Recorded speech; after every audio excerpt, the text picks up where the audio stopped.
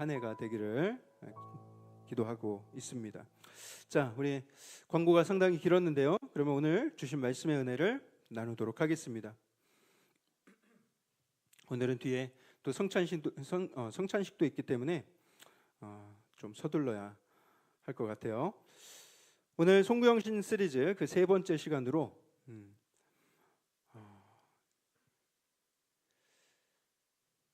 누가복음 19장의 말씀을 함께 나누도록 하겠습니다.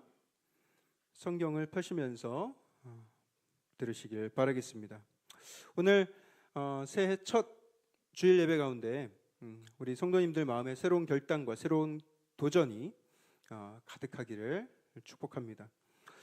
여러분, 우리가 매해 신년 계획을 세웁니다. 우리 학생들도 많이 앉아 있는데 신년 계획 세웠습니까? 네. 안 세운 분들이 좀 많으신 것 같은데 어차피 안 지킬 거니까, 어차피 안 되니까 안 세우신 분들도 많이 계실 거고. 근데 여러분, 그 신년 계획, 이걸 영어로 뭐라고 할까요? 신년 계획, 신년 계획, New Year Plan이라고 할까요? 그게 콩글리시고요. 제가 2년 전에 알려드렸는데 기억하시는 분이 있으려나 모르겠어요. 반복 학습 들어갑니다. 예. 영어권에서는 신년 계획을 New Year Resolution이라고 합니다. 원래 이 resolution이라는 이 말은 어떤 문제 해결 방안을 뜻하는 거예요. 솔루션 아시죠? 그래서 resolution. 어떤 고착된 문제가 있으면 이 새해가 되었으니 이것을 한번 눈녹이듯이 풀어내보자, 녹여보자라는 마음으로 세우는 새해 결단이라고 할 수 있습니다. 어떤 분들은 뭐 다이어트가 될 수 있겠고요.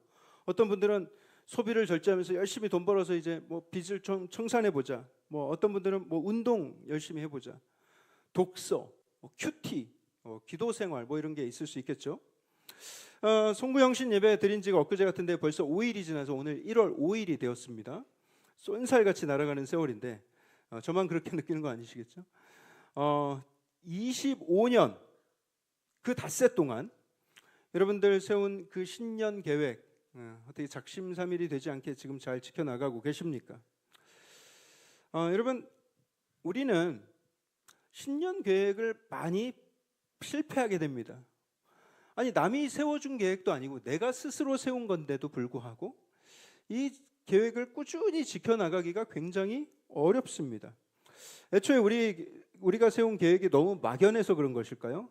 실현하기 어려운 것들을 너무 높이 세워놔서 그럴까요? 아니면 우리가 의지가 부족해서일까요? 여러분, 우리의 삶의 변화는 새해의 어떤 계획이나 결심에서 오는 것이 아닙니다. 진정한 변화는 새해 혁명을 통해서 이루어지는 거예요. 혁명. 만약에 우리 영혼에 거대한 혁명이 일어나지 않는 한 우리가 아무리 변화하려고 몸부림쳐도 잠시 그때뿐이지 다시 원위치로 돌아가게 되는 것이죠. 그러니 우리가 추구해야 할 것은 New Year Resolution이 아니라 New You Revolution이 되어야 됩니다. 나부터 새로운 당신을 위한 변혁, Revolution. 변혁이 일어나야 내 삶에 변화가 생기고 나를 둘러싼 모든 것들이 하나씩 풀리게 되는 거예요. 저는 올해 2025년도가 우리 교회와 우리 모든 성도님들에게 거대한 터닝 포인트가 되기를 간절히 기도합니다. 인생의 변혁을 가져오는 터닝 포인트. 그 오늘 말씀 속에 그 비밀이 나와 있는데요. 오늘 누가복음 19장 1절부터 10절까지의 내용인데 여러분들이 너무나도 잘 아시는 삭개오에 대한 내용입니다. 삭개오, 우리 19장 1절부터 4절까지의 말씀 어떤 내용인지 함께 읽어보도록 하겠습니다. 읽습니다. 시작. 예수께서 여리고로 들어가 지나가시더라. 삭개오라 이름하는 자가 있으니 세리장이요 또한 부자라. 그가 예수께서 어떠한 사람인가 하여 보고자 하되 키가 작고 사람이 많아 할 수 없어 앞으로 달려가서 보기 위하여 돌 무화과 나무에 올라가니 이는 예수께서 그리로 지나가시게 되밀어라. 예수님이 여리고라는 성읍으로 들어가셨어요. 그 성읍에는 삭개오라는 사람이 살고 있었는데 그에 대해서 얻을 수 있는 정보가 몇 가지가 나오죠. 일단 그는 세리장이었다 이렇게 기록하고 있습니다. 세리장. 여러분, 세리라는 것은 세금을 걷는 직업을 의미하고요. 세리장이라는 것은 그 세리들 중에서도 세리 공무원들 중에서도 여리고시의 세무서장, 정도의 위치를 말하는 것입니다. 굉장히 높은 관직에 있었던 사람이죠. 요즘에 세무서장 하면 굉장히 존경받는 자리일 테지만 당시 예수님 살던 시대의 이 세리장은요, 가장 나쁜 놈 취급받고 가장 욕을 많이 얻어먹는, 그 중에서도 우두머리에 속하는 그런 인물이었다고 할 수가 있어요. 삭개오가 바로 그런 사람이었다라는 거예요. 여러분, 그럼 이 세리라는 직업이 왜 이렇게 욕을 많이 얻어먹었는가 하면, 당시 이스라엘은 로마의 지배를 받고 있었지 않습니까? 각 도시마다 로마 황제에게 바쳐야 되는 세금이 정해져 있었어요. 예를 들어서 여리고 인구가 3만 명이라고 하면 로마 황제가 그 인구수에 따라서 야, 너희들 올해 30억 원의 세금을 걷어서 로마 황실로 보내 라고 명령을 한단 말이죠. 그러면 이 세리들이 나서서 30억을 거두면 좋은데 30억만 걷는 것이 아니라 40억, 50억 자기 마음대로 더 걷어들일 수가 있었어요. 자기 마음대로. 그래서 로마 황제에게 보내야 될 액수 30억을 다 보낸다면 그 이후에는 얼마를 더 걷어들이던 그건 다 자기가 가질 수가 있었던 거예요. 그런 식으로 이 세리들이 막대한 부를 축적했습니다. 그러니까 이 세금을 내야 되는 입장에서는 이 세리들이 얼마나 미웠겠어요. 더군다나 이 로마 정부가 참 똑똑한 게요, 이 세리 일을 로마 사람들한테 시킨 것이 아니라 그 식민지 백성 중에서, 이 이스라엘 사람들 중에서 로마 황제에게 충성할 사람을 뽑아서 그 사람에게 일을 맡겼어요. 세리 일을. 그러니까 이 세리들은 자기 민족한테 빨대를 꼽고 자기 민족을 등쳐먹는 그런 세리들이었던 거예요. 욕한 게 아니에요. 그런 세리들이었다. 발음을 잘해야지. 예전에 우리나라 일제시대 때도 그런 민족의 피를 빨아먹는 친일파 세리들이 있었죠. 이 세리들은 그냥 나쁜 정도가 아니라 추악하고 비열하고 울분을 일으키는 그런 자들이었어요. 이스라엘 사람들은 이들을 아예 그냥 사람 취급도 안 했습니다. 인간 말종, 그냥 쓰레기 취급하고 상종을 하지도 않았어요. 성경에 이런 표현이 많이 나옵니다. 세리와 죄인들이라는 표현이 많이 나와요. 여러분, 왜 저런 표현을 쓴지 아세요? 이 세리들을 그냥 일반 죄인들과 함께 취급하기는 너무 특별한 another level의 죄인들이기 때문에 이 세리들은 좀 따로 구분을 해줘야 돼. 그래서 이 세리들, 그럼 어느 정도의 인간들인지 감이 오셨나요? 그런데 이 삭개오가 그 세리들 중에서도 수괴였다. 얼마나 많은 욕을 처먹고, 죄송합니다. 요즘의 수괴가 생각나서 제가 표현이 과격해졌어요. 이 삭개오가 얼마나 많은 욕을 먹고 얼마나 많은 공분을 샀겠어요. 그런데 그 삭개오가 살던 그 여리고 성에 예수님이 이렇게 지나가게 되셨는데, 예수님은 지금 예루살렘으로 향하는 중이셨습니다. 예수님은 온 유대 땅에 지금 슈퍼스타가 된 분이세요. 가는 곳마다 구름대 같은 군중들이 예수님께 몰려들었습니다. 삭개오도 예수님의 소문을 익히 들어서 알고 있었을 거예요. 수많은 병자들을 고쳐주시고 죽은 자를 일으키시는 분, 무려 세례 요한이 그의 앞길을 예비했다는 사실, 하늘나라의 복음을 전하니까 수많은 영혼들이 그를 믿고 따르다. 어쩌면 구약의 선지자들이 예언한 메시아일지도 모른다. 그래서 그런 여러 가지 예수님에 대한 소문을 익히 들어 알고 있었을 거예요. 그래서 이 삭개오의 마음에 예수님을 한번 만나고 싶다, 그분 한번 보고 싶다라는 마음이 간절하게 생겼던 모양입니다. 삭개오에 대해서 또 다른 정보가 나오죠. 뭐예요? 그는 키가 작은 사람이었습니다. 키가 얼마나 작았는지는 알 수는 없지만 남들보다 현저하게 작았던 것으로 생각이 돼요. 그러니 그 구름대 같은 그 군중들 속에서 아무리 이렇게 막 깡총깡총 뛰어도 예수님을 볼 수가 없는 거예요. 게다가 사람들 사이를 비집고 들어갈 수 있나요? 아니에요. 그러다가 사람들한테 잘못 걸렸다가는 전문 용어로 다구리라고, 죄송합니다. 집단 린치를 당할 수도 있었던 그런 상황이라서 이 삭개오는 거길 비집고 들어갈 수도 없었어요. 그렇지만 이 삭개오가 포기하지 않았습니다. 그가 예수님이 이동하는 그 경로를 미리 머릿속으로 예상해서 그 앞으로 막 뛰어가는 거예요. 당시 문화에서 우리나라 조선시대처럼 양반은 뛰지 않았듯이 이 이스라엘 사람들 유대 문화에서도 좀처럼 어른들은 뛰지 않았습니다. 그런데 그가 이렇게 뛰어서 갔다는 것은 그의 마음이 얼마나 간절했는가를 보여주는 장면이에요. 자, 예수님이 지나가실 만한 길 위에 이렇게 보니까 돌무화과 나무라는 그 나무가 하나 있는데 삭개오가 그래 저거야 그러면서 그 나무에 낑낑대면서 올라가기 시작해요. 지금 뭐 이게 뭐 드라이핏 뭐 트레이닝복에 뭐 아식스 러닝화를 신고 있는 게 아니지 않습니까? 긴 로브와 샌들을 신고 이렇게 낑낑대면서 키도 작은 사람이 그냥 나무에 낑낑대면서 기어 올라가고 있는 거예요. 뭐 김병만도 아니고 어떻게 기어 올라갔는지 모르겠어요. 여러분, 삭개오가 단순한 호기심 때문에 이런 행동을 한 것은 아닙니다. 그는 군중들의 눈에 띄면 안 되고 또 이렇게 막 돌아다니면 안 되는 사람, 언제 쥐도새도 모르게 암살당할지도 모르는 그런 사람이었는데 다 위험을 무릅쓰고 이렇게 적극적으로 예수님을 찾는 것은 왜 그런 걸까요? 왜 이렇게 예수님을 보고 싶어 했을까? 그의 마음에 엄청난 허무감과 고독 때문이 아니었을까 생각을 합니다. 진리를 갈망하는 간절함이 있었기 때문이죠. 그가 처음 세리가 되고자 했던 그 마음, 그럼 왜 세리가 되고 싶었겠어요? 명예를 얻기 위함은 아니었겠죠. 돈과 권력에 대한 욕망 때문이었을 것입니다. 인생의 가장 중요한 가치가 돈과 권력에 있다 보니까 뭐 윤리, 양심, 야 그런 거 필요 없어. 그런 건 댕댕이나 줘버려.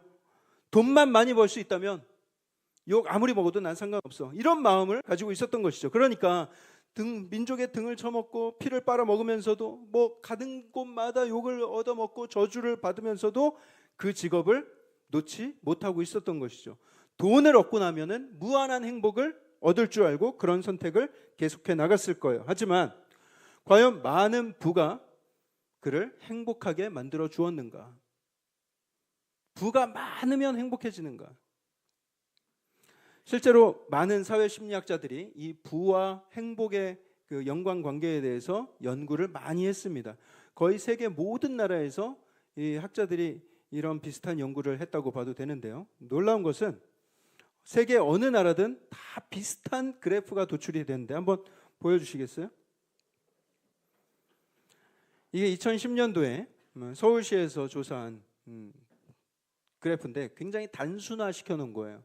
이게 무슨 뜻이냐면 월 수입이 200만 원일 때, 400만 원일 때, 600만 원일 때 사람들의 행복 지수가 이렇게 변하더라는 거예요. 행복 지수 점점 높아지죠. 수입이 많아질수록.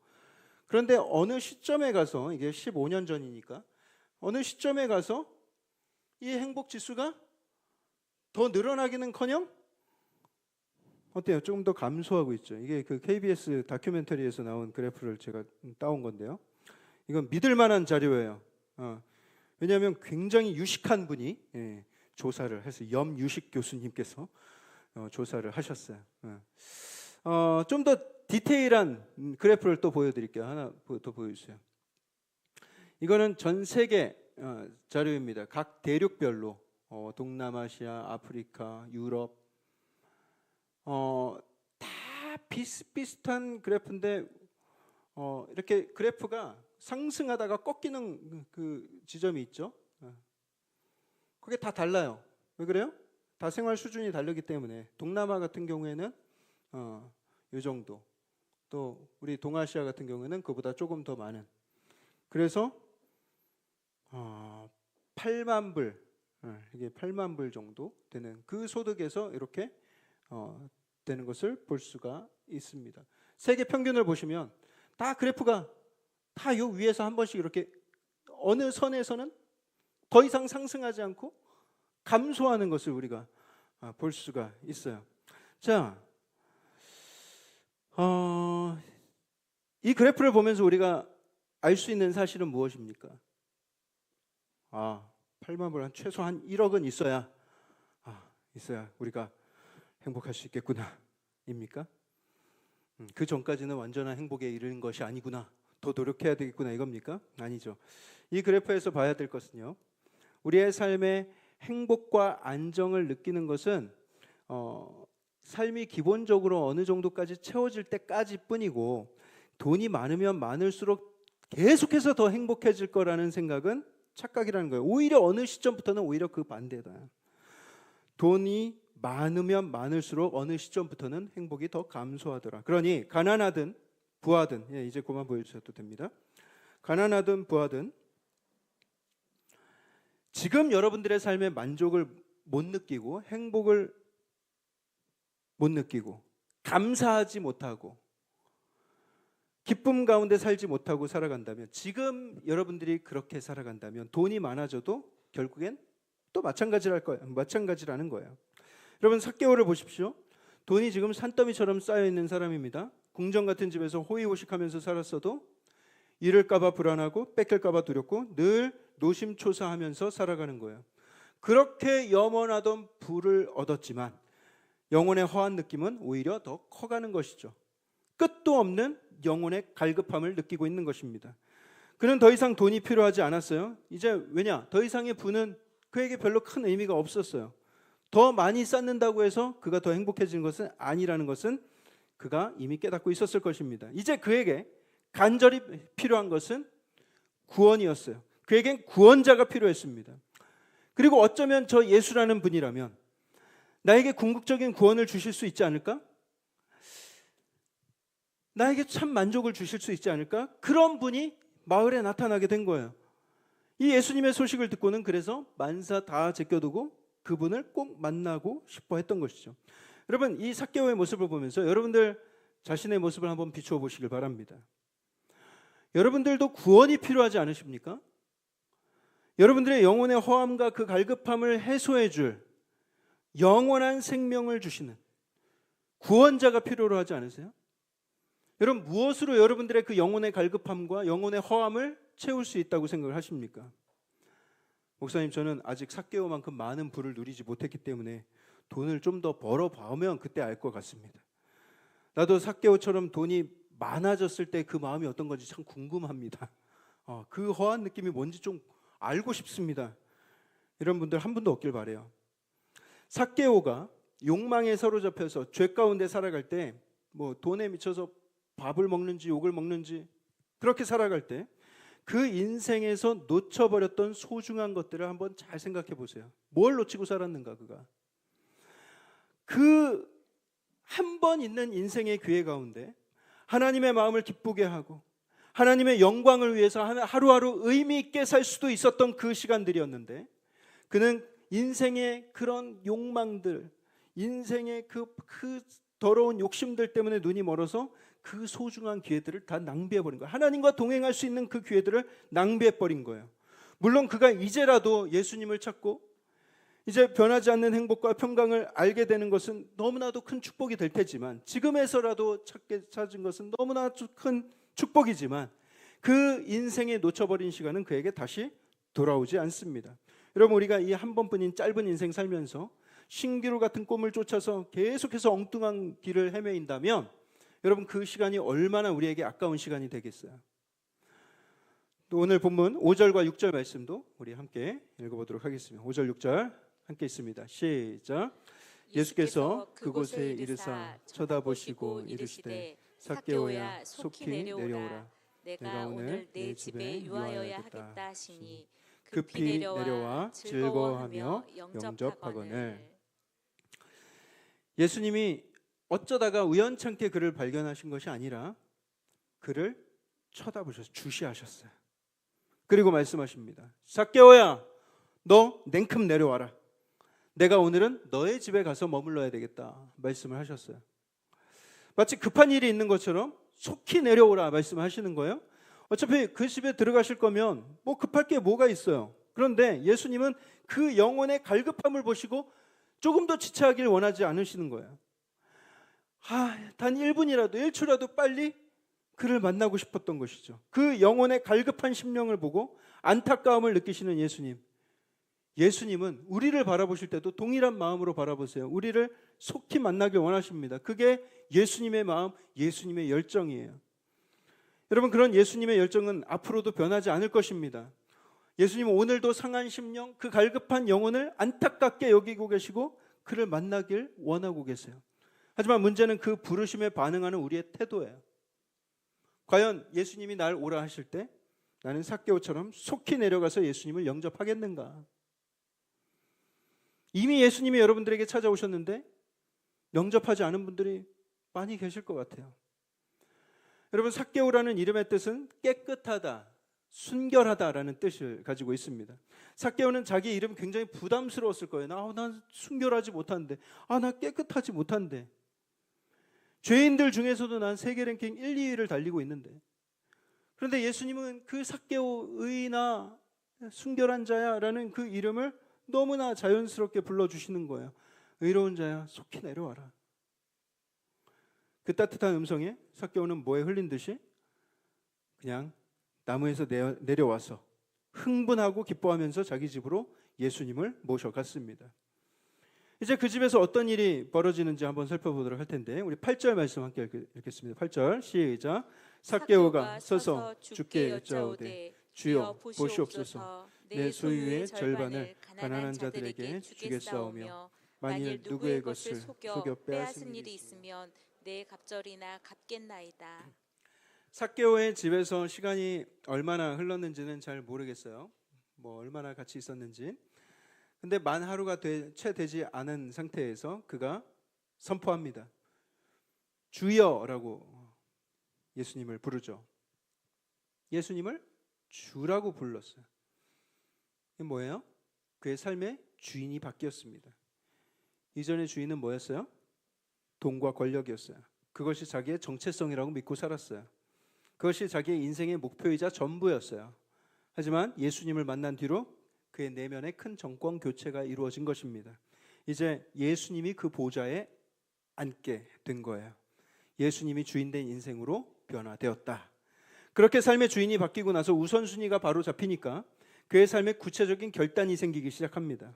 자기 소유의 절반을 가난한 자들에게 나누어 주겠대요. 여러분, 유대 문화에서 가난한 자들을 도와주는 것은 법으로 명시되었어요. 이거는 강제력을 갖는 법은 아니지만 부자나 가난한 사람이나 할 것 없이 자기보다 더 가난한 사람들을 보면 도와주는 것이 유대의 법이었어요. 그 법을 지키지 않고 살아가는 자기 모습을 발견하게 된 거예요. 인생 처음으로. 그리고 이제 예수님을 만난 그 이후에는 내가 재산의 반을 나눠주겠다 선포를 합니다. 여러분, 이 이야기를 들은 곁에 있었던 그 가난한 사람들은 기뻤을까요? 안 기뻤을까요? 기쁘죠. 그러면 여러분, 이 가난한 사람들은 이 삭개오가 더 많은 부를 가지고 있길 원할까요? 아니면 조금만 가지고 있었길 원할까요? 그가 큰 부자였길 바라겠죠. 여러분, 우리나라는 사촌이 땅을 사면 배가 아프다라는 아주 나쁜 속담이 있습니다. 없어져야 될 속담인데 아직도 있어요. 그런데 유대 문화에서는 사촌이 땅을 사고 부자가 되면 이건 로또 맞은 거예요. 사촌 아니라 더 먼 친척까지도 그 사람들은 도우면서 살게 되어 있어요.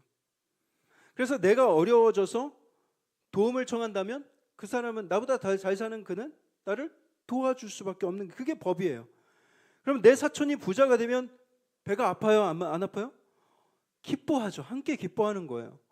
이건 보험에 든 거나 마찬가지예요. 내가 어느 순간 어려워지면 나를 도와줄 든든한 우리 사촌 형이 있구나, 이렇게 되는 거예요. 배가 아프긴커녕 춤을 추며 기뻐합니다. 여러분, 돕지 않고 서로 돌아보지 않는 문화는 시기와 질투로 가득할 수밖에 없어요. 하지만 서로 돕고 돌아보고 그런 문화에서는 잘 되는 사람을 서로 축복해 줍니다. 삭개오는 그런 원리를 지금까지 모르고 살았던 거예요.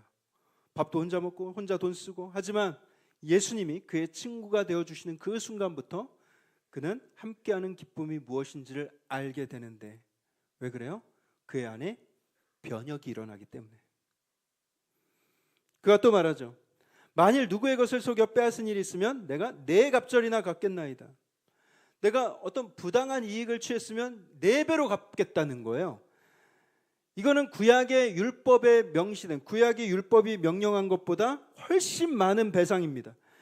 구약에서는 갚을 돈에 20%를 더해서 갚아라, 이렇게 명시하고 있어요. 하지만 지금 이 삭개오가 기쁨 가운데 나는 4배로 갚겠다. 20%가 뭐냐? 나 400%로 갚겠다. 이렇게 선포를 하고 있는 거예요.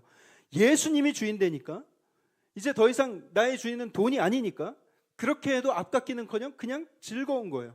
구원의 기쁨, 예수님과 친구가 된 그 감격, 그것이 인생의 가장 큰 가치가 되는 그 순간부터 돈과 권력, 이런 것들은 별로 중요하지 않게 여겨지는 것이죠. 어떻게 이렇게 순식간에 바뀔 수 있었다고요? 변혁이 일어났기 때문에. 여러분, 우리가 구원받기 위해서 남을 도와주고 구원받기 위해서 막 죄를 회개하고 한다면 여전히 내 의로, 내 노력으로 해야 된다는 것을 의미하겠죠. 그런데 삭개오는 지금 구원받기 위해서 지금 이러고 있는 게 아니에요. 예수님이 그를 만나 주셨고 그에게 구원을 이미 베푸셨기 때문에 그 감격과 충만으로 이런 결단이 나온 거예요.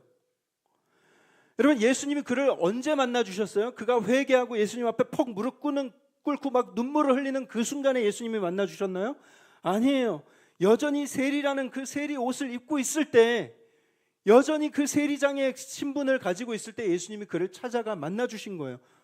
회개가 다 이루어진 다음에 구원이 이루어진 게 아니라 구원이 이루어진 다음에 지금 회개가 이루어지고 있는 거예요. 여러분, 우리가 그런 구원을 받았습니다.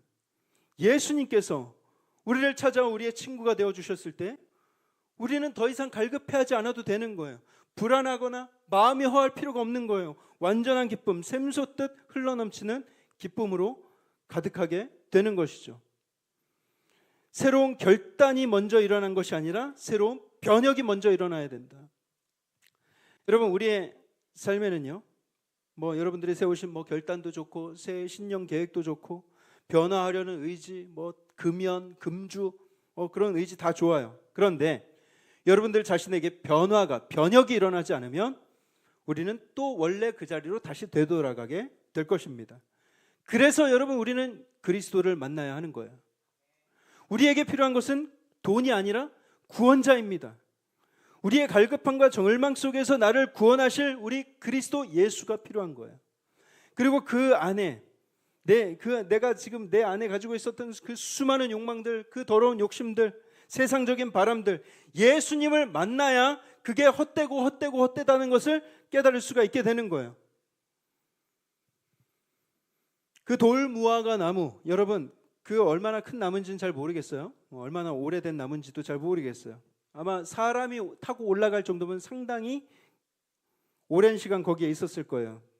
꽤 큰 나무였을 테고, 어쩌면 예수님은 그 나무마저도 삭개오를 위해서 미리 먼 과거부터 그곳에 예비해 두셨던 것이 아닌가.